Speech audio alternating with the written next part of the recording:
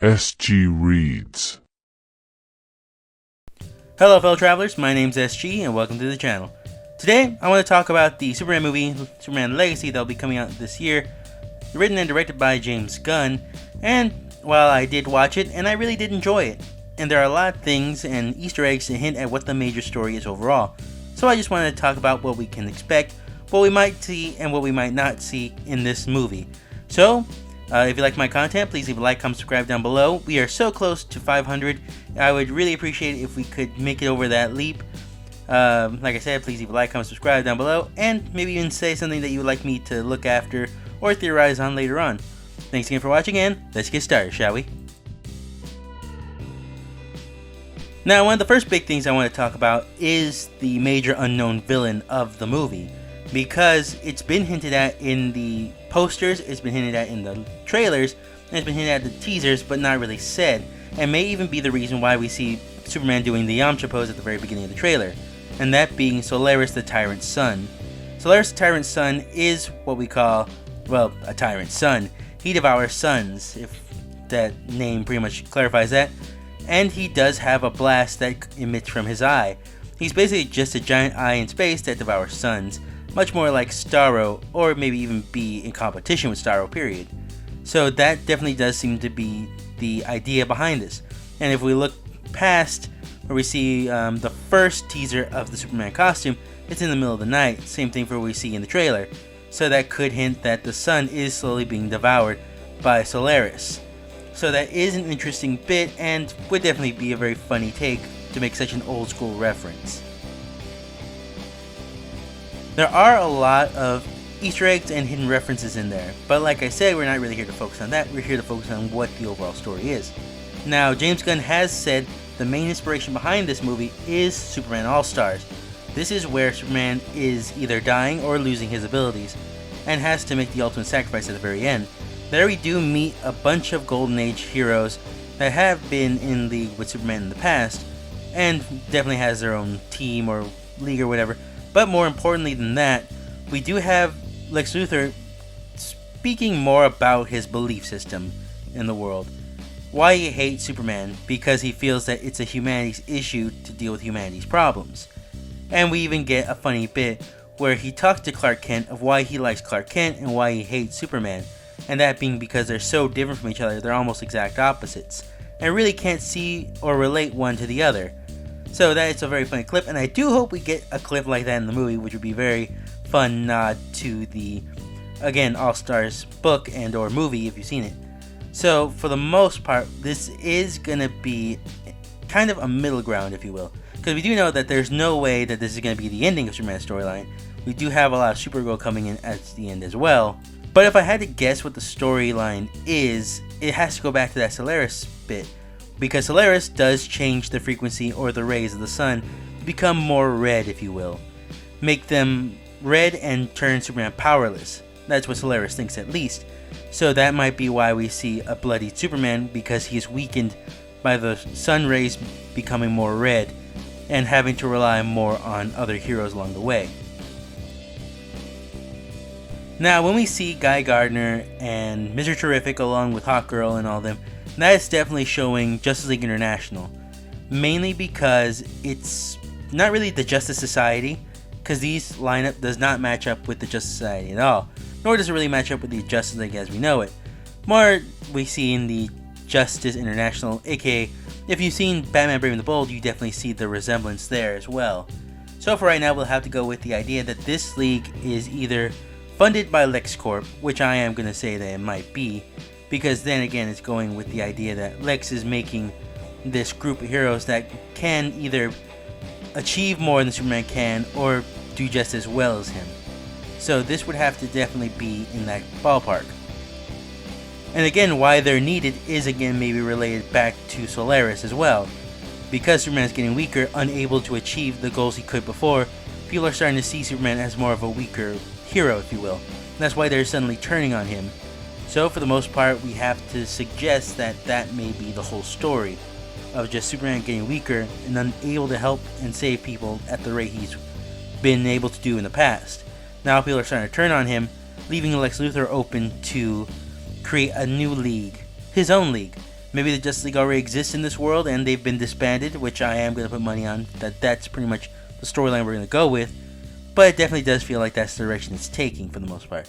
Also, Guy Gardner is not exactly the greatest source of character in this one. He has become a Red Lantern more than twice, so to think that he would work with Lex Luthor is not outside the realm of possibility.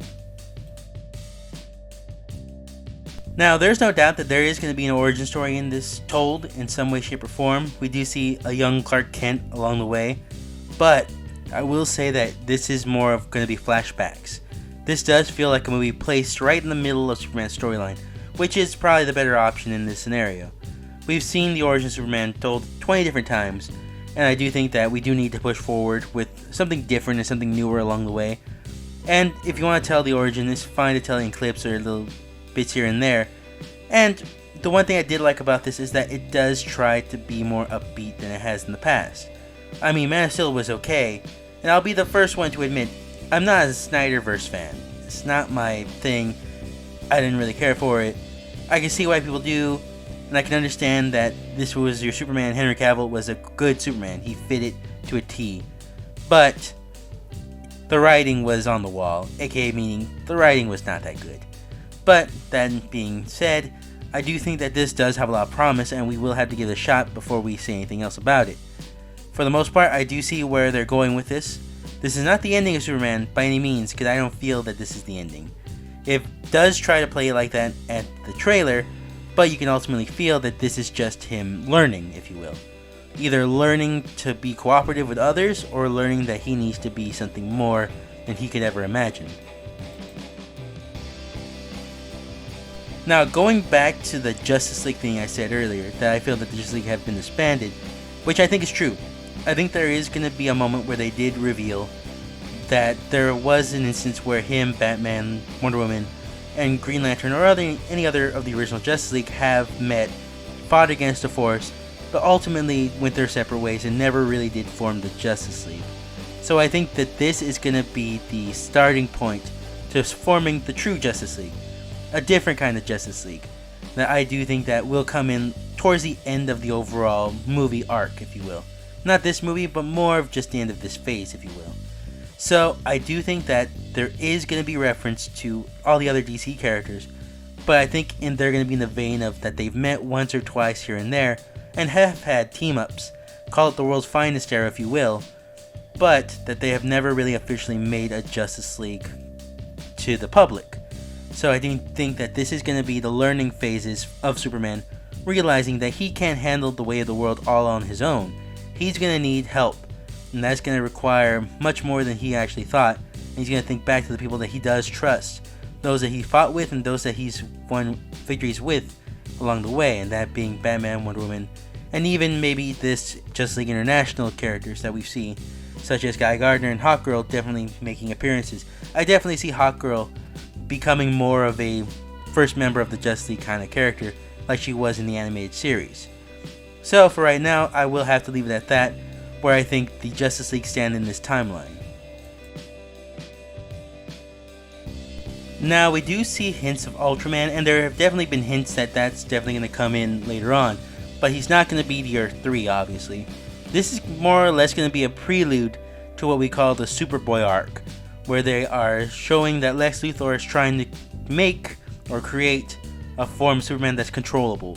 Something a little more human, using a mix of Superman and Lex Luthor's DNA, and it will lead up to either Bizarro at the end of the movie, making a full-on appearance, which I do actually hope we do see, because we haven't really gotten a full-on Bizarro, besides in Smallville, but more likely, they're going to leave it to at the very end, where they show they have other clones being in development, one being the Superboy clone. And that is kind of expected, mainly because, as I said before, we will see Supergirl appearing. So, the idea that Ultraman is just going to be a clone of Superman that's not as powerful, probably won't have laser vision, more just be able to jump and have super strength. Mainly because when we see him fight Superman, it's in the field and we do see him having to be pushed back. So, all in all, I would have to say that it does lean more towards the Ultraman is just step 1 version of Superboy that we will probably see later on in the future in a Young Justice movie or maybe even as a main antagonist in one of the other movies he has lined up. That would be fun and interesting. That come in later. So,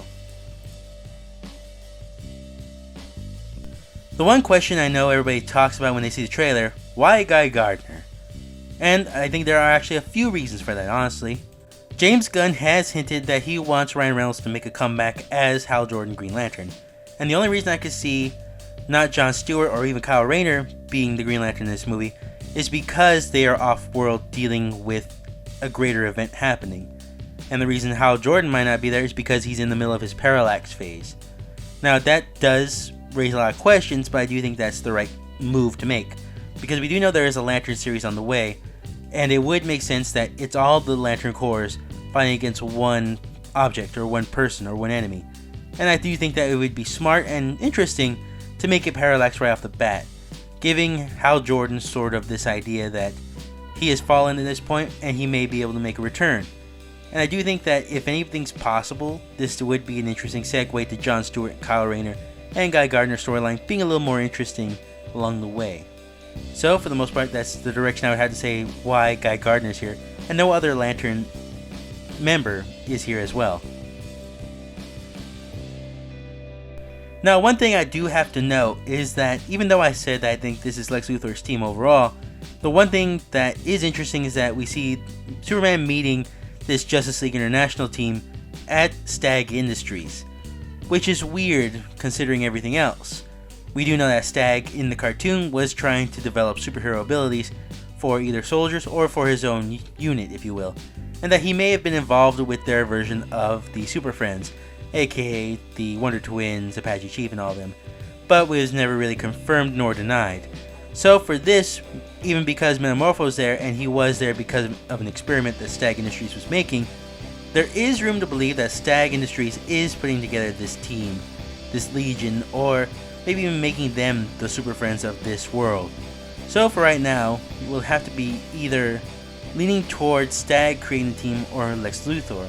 But as often as we've seen Luthor, it does feel like it's leaning more towards him. But we'll have to leave that up in the air for the most part. All we know is that Metamorpho is definitely going to be a, not antagonist, more of just someone trapped in his own mind, if you will. So it is going to be interesting because we did see him at the very end of the trailer, and we don't really know what his place in all this is. It could be Lex Luthor's funding Stag Industries, or it could be Stag Industries is the one trying to kind of usurp Lex Luthor at the very end of the day, and ultimately will ruin him with this league being disbanded as well. So with all that being said, this is where I see it. Superman has been Superman for at least a good 5-10 years at this point. He has teamed up with other heroes, but has not really made a league as of so yet. So he is still doing what he's doing, helping people as best he could, by himself, shouldering the weight of many other lives, and trying to do what it takes a village to do, and that is save the world. And that is until one day he feels that there is a weakness in him. He's suddenly feeling the pain, he's bleeding, there's suddenly something wrong with him, he's not sure what, but he knows he's getting weaker, slower, and that he's starting to let people down. And as that's happening, a new league is starting to rise, consisting of a new group of heroes that he is unaware of even existing. Them being funded by corporate heads such as Lex Luthor or Simon Stagg in a search of being the replacement for Superman because they see him growing weaker or older. So, with that being said, he starts thinking of retiring, settling down, maybe even going back home to talk to his parents about what he should do. And until then, they realize that it is not just him, it's the sun's rays are changing altogether, from a yellow to a little darker yellow to a red. There he finds out that it is an alien being known as Solaris that is trying to absorb or devour the sun as a whole. And from that point on, he fights Solaris as best he could, and with Luthor trying to fight him off first using his own mix of gathered heroes and created ones, he is still unable to do it.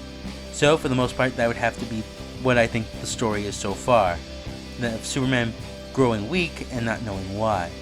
But I do think that this will be the kind of catalyst for the most of the series, of him realizing that he needs a team, he needs people he could trust, he needs something more than himself to carry the load or the weight of the world around him, leading into the formation of the Justice League. Alright, I hope you guys enjoyed the video. I hope you like my theory on what the overall storyline for the movie is going to be and who the overall villain is. If you have any suggestions or about what I should cover next, or if you want to talk about what things I've said and maybe want to dispute it, say something else is happening, or whatever, I really don't mind. Either way, leave it down in the comment section. I'd love this to be a discussion. Thanks again for watching. Please help me get to 500 subscribers. I'd really appreciate it, and I hope you all have a great day. See you next time.